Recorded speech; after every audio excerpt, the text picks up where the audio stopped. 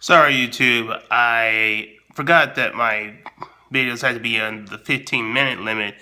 So when I originally did my review, I had to cut this up. So I think the last part we were talking about why the plot hole of the Red Queen informing her about the antivirus whole thing doesn't work, especially since it makes the first movie and the rest of the films completely pointless, especially the third one, since they said Alice's blood was gonna help make a cure for the T virus. So stupid. Okay. So anyway, the Red Queen says that she has to get the airborne antivirus within 48 hours, otherwise humanity will be extinct. She doesn't go into specifics of why, so this is really just fake tension. Uh, she also says that Wesker lured Alice back to the White House to betray her. So basically, Wesker spent the last movie uh, trying to save Alice from to help him fight the Red Queen, who in the last movie was trying to destroy humanity, but in this one is trying to save humanity. So he did all of that and wasted men and resources just to rescue Alice for a plan to kill her, when it would have been just so much easier to just leave her in the facility and have her die there. There was even a point where she was unconscious. She could have been killed easily.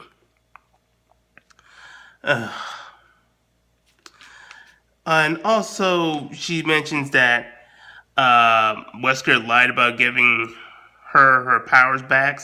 So how did Alice not know she didn't have her powers back?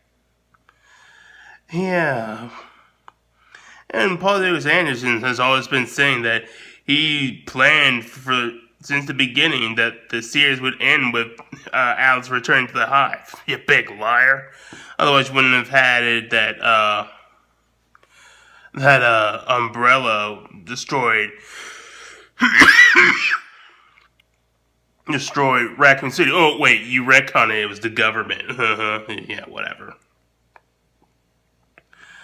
Oh, and also Alice is carrying a watch made by Umbrella so that uh, Red King can program it.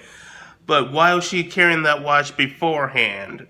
It means it's kind of stupid because they could possibly track her. Speaking of which, they track her down and capture her in a trap that involved a motorcycle that she tried to take. Yeah. But despite not having powers, Alice gets out of the trap with minimal to no effort.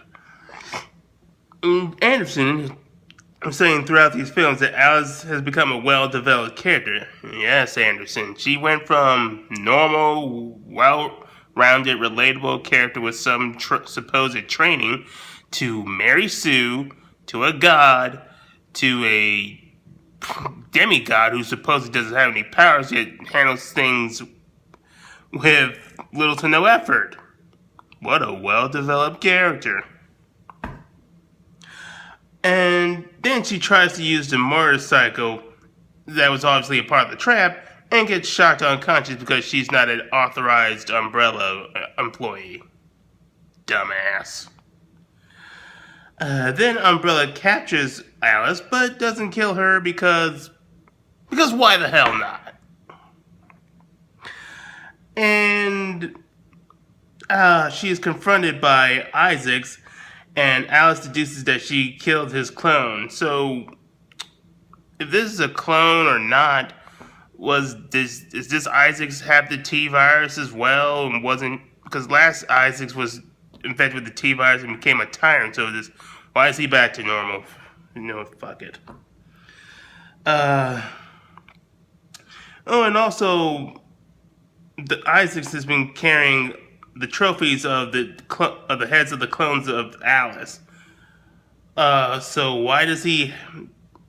Why are the clones trying to kill him? Did he give him a reason?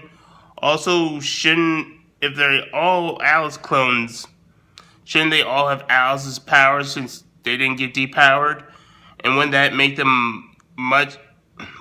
much easier to kill Isaacs along with any other threats, and it'd basically be a super powered Alice clone army? And why didn't they just have use it to create their Super Alice clone army to take over the world.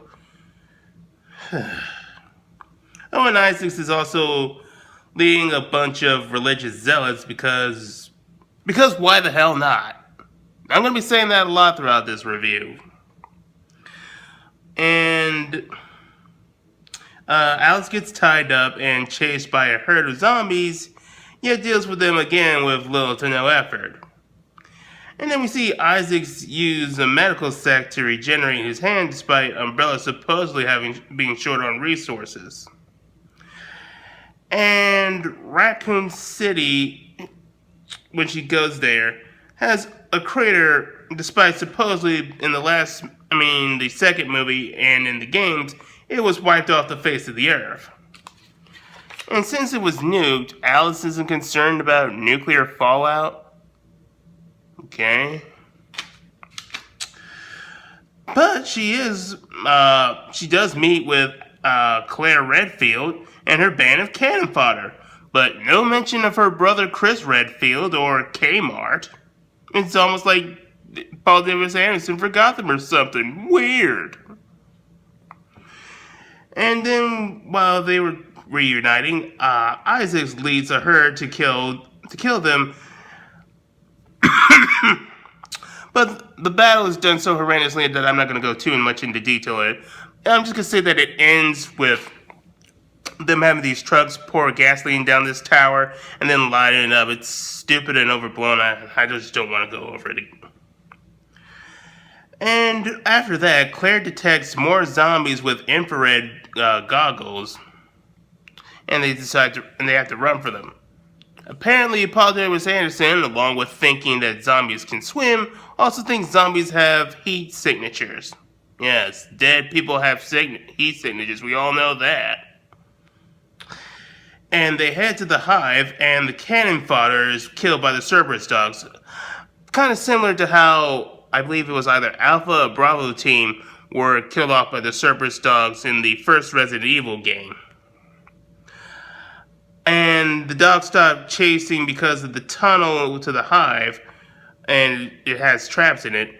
But my problem is that this tunnel clearly wasn't hidden, so how come nobody knew about this, explored it, learned about Umbrella's secret? Oh, fuck it.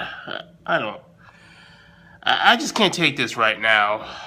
So, we're going to take a break, and I'll try to review the rest of the film later. I'll catch you guys later.